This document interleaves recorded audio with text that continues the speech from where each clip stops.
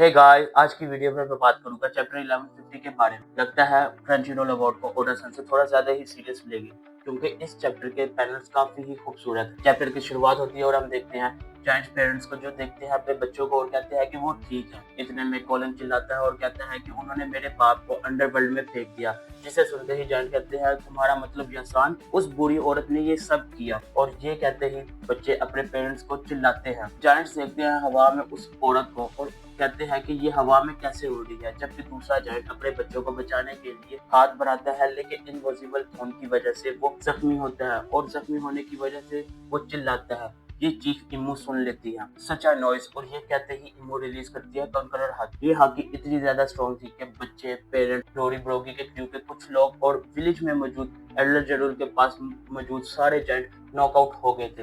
Egg head में इमित ने जोय पे की हाकी रिलीज की थी और वो हाकी इतनी स्ट्रॉन्ग थी कि 5 एल्डर्स अपने नॉर्मल स्टेट में वापस आ गए थे, लेकिन मैरी जोइस में मौजूद इमू भी कांप उठी थी। इतना तो बनता है, इमू वन पीस का मेन विलन है और ये हाकी इतनी स्ट्रॉन्ग थी कि सन वर्ल्ड में मौजूद हर इंसान इस हाकी को महसूस कर पा रहा था। और याद रहे, एल्बफ दूसरे आइलैंड से काफी साइज में बड़ा है। क्या तुम्हारे नाइटमेयर्स की इतनी ही तादाद है? जिसे सुनते ही क्लिंगम डरता है और कहता है माय लॉर्ड, मेरे नाइटमेयर्स की तादाद काफी ज्यादा है और ये सब उनके खौफ से बनते हैं।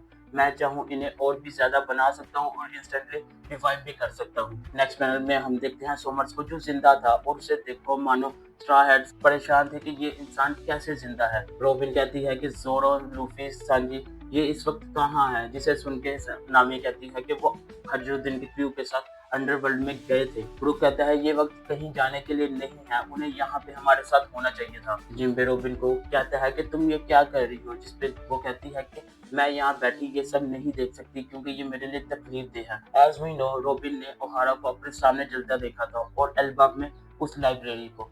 इस वजह से वो बिना किसी डर के अपने आप को आजाद कराना चाहती थी ताकि लाइब्रेरी को बचा सके। नेक्स्ट पैनल में हम देखते हैं सोमर्स को जो गबान के अटैक से रीजनरेट करता है और टिमो को कहता है कि हमने सब कुछ किया जैसे आपने हमें कहा था, बट आप क्या ही करोगे जहाँ पे कोई किंग ही ना हो। टिमो ये सुनती है और कहती है कि ब्लू और डोरी और रेड और ब्रोगी, आज से तुम इस लैंड के न्यू किंग हो। जाओ एल्डर जरूर को मारो और उसका सर मेरे पास लेके आओ। जिसे सुनते ही डोरी और इमू को अपने हाथों से पकड़ता है और कहता है कि ये सब तुमने किया और तुम उन नाइट्स के साथ हो। मैं तुम्हारे से बच्चों को वापस लाऊंगा और तुम्हें इस आइलैंड से बाहर निकाल दूंगा। ये सब चल ही रहा था कि इतने में इमू अपने क्रिएटर मोड समन करती है और ब्रोगी को कहती है कि आज से तुम इस जगह के न्यू किंग हो, हर इंसान को जाके बताना। और वो समन करती है एक नाइफ और उस तलवार को वो डोरी के हाथ में मारती है, जिससे वो अपने आप को आजाद करते साथ ही हुक से एक शॉटगन निकालती और डोरी के हाथ को उड़ा देती है। जायंट चिल्लाते हैं कैप्टन का हाथ, इस औरत ने ये सब ठीक नहीं किया। इसके बाद इमू जो करती है वो किसी ने सोचा नहीं था। डोरी पेंटाग्राम पे खड़ा था और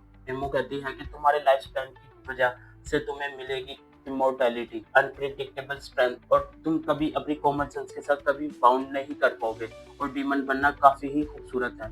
ये सुन के एक जायंट कहता है डीमन ये तुम क्या कह रही हो, डिमोनिक कॉन्ट्रैक्ट, डोमी रिवर्स। ये कहते ही इमो अपने हाथ को मोड़ती है और डोरी उस पेंटाग्राम में डूबने लगता है। इसके बाद उस पेंटाग्राम से डोरी निकलता है जो साइज में आम जायंट से 3 गुना बड़ा था और डोरी बाहर आके कहता है कि ये सब कितना अच्छा है और एक ही स्लैश में वो अपने कंपेनियंस को मार देता है। ये थी डोरी की एवल लुक। दूसरे जायंट्स कहते हैं कि हमें डोरी को रोकना होगा, लेकिन डोगी भी डीमन में कन्वर्ट हो चुका था।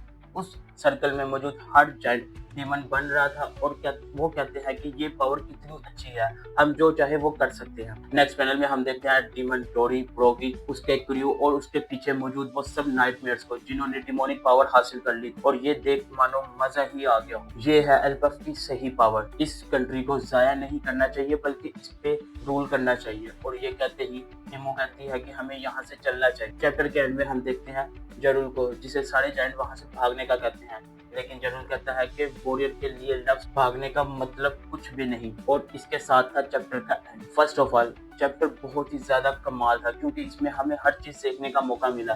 पहले तो इमू की पावर और दूसरा वो किसी को भी डिमन बना सकती है। एक चीज जो इमू की पावर से ज्यादा है वो ये कि उसने जिसको भी अपनी पावर दी वो इजीली रीजनरेट करता है, लेकिन डोरी क्यों नहीं रीजनरेट कर पा रहा, क्योंकि उसका हाथ वैसे ही उड़ा हुआ था जैसे इमो ने शॉटगन से उड़ाया था। इसके मुतालिक मैं बात करूंगा अपने नेक्स्ट थ्योरी वीडियो में। तो ये थी चैप्टर 1150 की फुल एक्सप्लेनेशन। अगर आपको ये वीडियो अच्छी लगी हो तो वीडियो को लाइक करें, चैनल को सब्सक्राइब करें और कमेंट करके बताएं इस चैप्टर के बारे में।